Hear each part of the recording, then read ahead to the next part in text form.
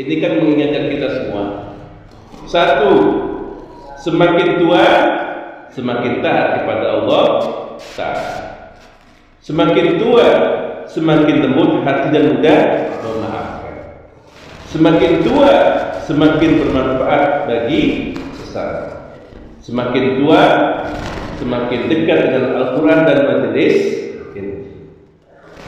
Meninggalkan jejak amal yang terus mengalir ilmu, sedekah, amal saleh.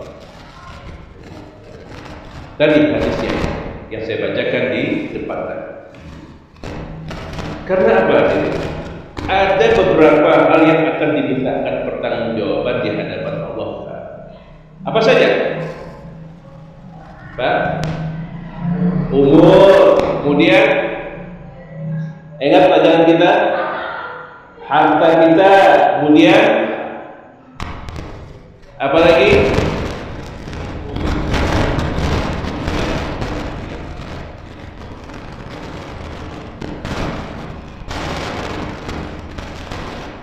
Semua akan dimintakan pertanggungjawabannya. Umur kita, ya, dari sejak kita masih muda, sudah balik, itu sudah mulai. Makanya ada di dalam kitab Fathul Mu'in, ya, kita pernah bahas juga. Saya masih belajar sama salah satu guru di daerah Bogor, Pak Haji Sukawa. Dari Fathul Mu'in itu menjelaskan tentang bab sholat.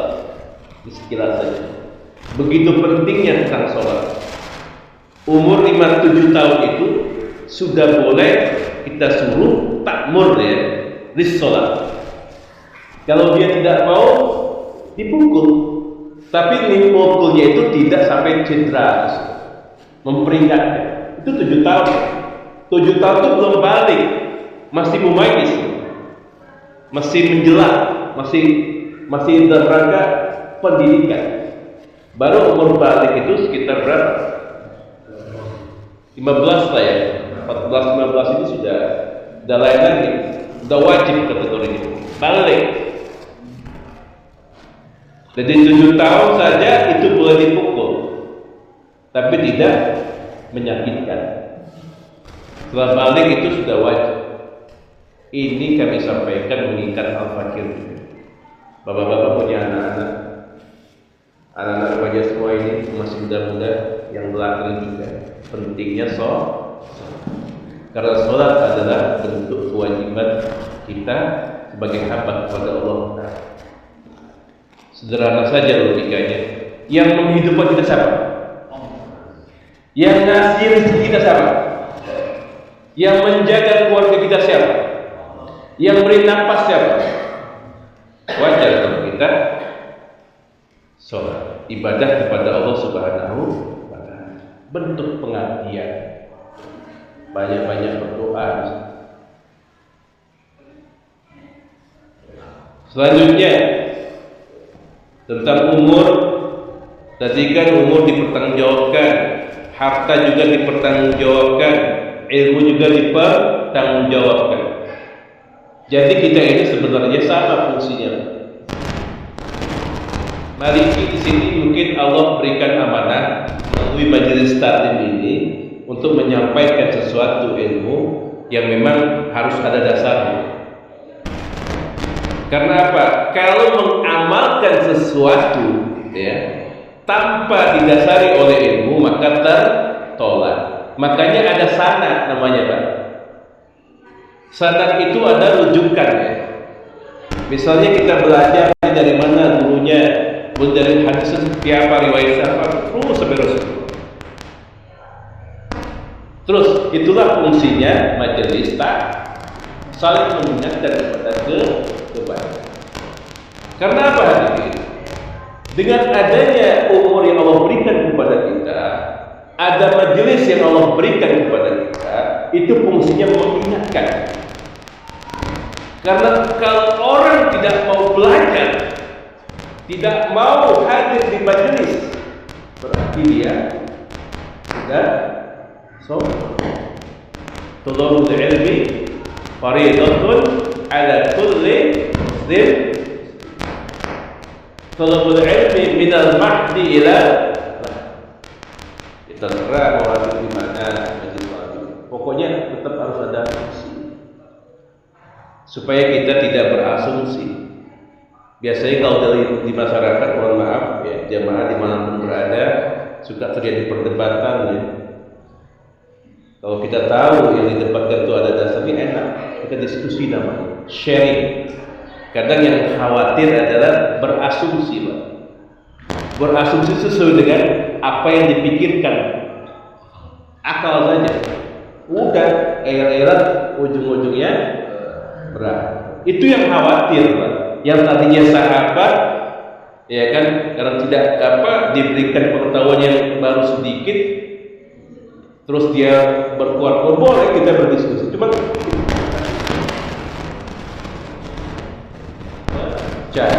sahabat karib jadi ribut gara-gara satu hal. Makanya perlunya kita hadir di majelis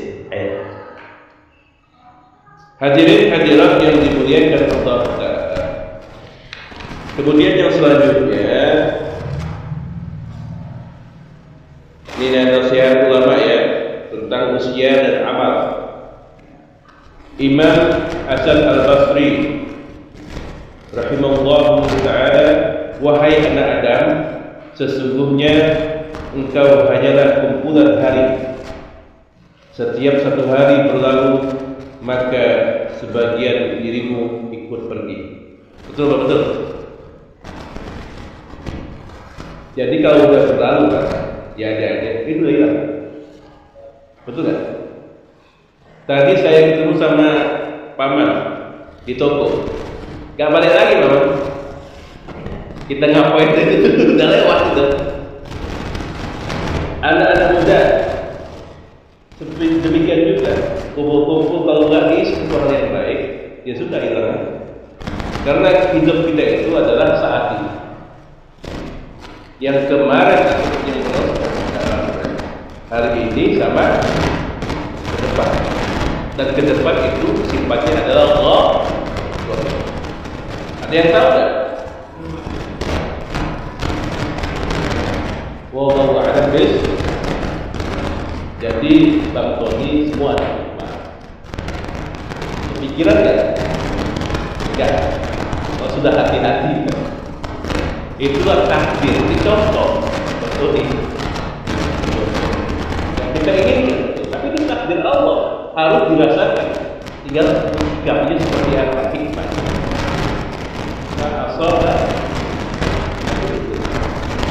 Tidaklah musibah yang Allah turunkan apapun bentuknya melainkan atas izin Allah. Sudah ada catatannya, Pak. Di mana? Fi lauhin mahfuz. Fi lauhin mahfuz itu dalam konteks lauh itu adalah tinta, ya. Mahfuz itu adalah yang dijaga. Sudah ada bukunya, nggak bisa dikotak-katik kecuali atas takdir Allah Subhanahu wa Ta'ala. Fi lauhin mahfuz. Hari ini alhamdulillah kita bisa berjumpa itu atas izin Allah. Takdir kita kan coba. Tadi saya bilang Pak RW ada beberapa jamaah yang kita hadir. Ya tentu kita hadir. Ada Bang Sofia dan Sesaro, ada Bang Jaya. Ini dari Palembang jauh, dari Cinde. Pasar Cinde, Wong Kito Galo. Alhamdulillah. Sahabat-sahabat gubernur muda yang dari mana? Itu semua atas izin Allah. Takdir. Makanya apa yang Allah berikan, tinggal kita masuk ke itu. Kalau Allah berikan sebuah nikmat, maka kita syukur kepada Allah. Alhamdulillah. Ketika Allah berikan kepada kita musibah, maka kita bersabar. Dan apapun bentuknya kita harus syukur, sabar, SFI, syukur, sabar, jadi yang selanjutnya Imam Ibnu Qayyim rahimahullah ta'ala, keberkahan umur bukan pada lamanya hidup. tetapi pada ketaatan yang mengiringi. Imam Nawawi radhiyallahu ta'ala, orang berilmu semakin tua semakin takut kepada Allah. Innama yakhshallahu min ibadihi, sesungguhnya orang yang takut kepada Allah siapa? Orang yang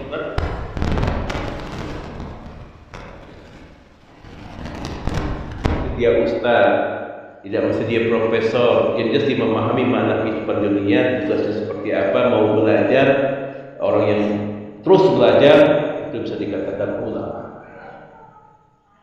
Kalau kiai itu adalah bentuk daripada apresiasi saja. Sama kalau kayak kita umroh atau haji kan, orang Arab kalau sana jarang bilang haji ya Ustaz, ya haji Pak RW, Syekh kalau di sana.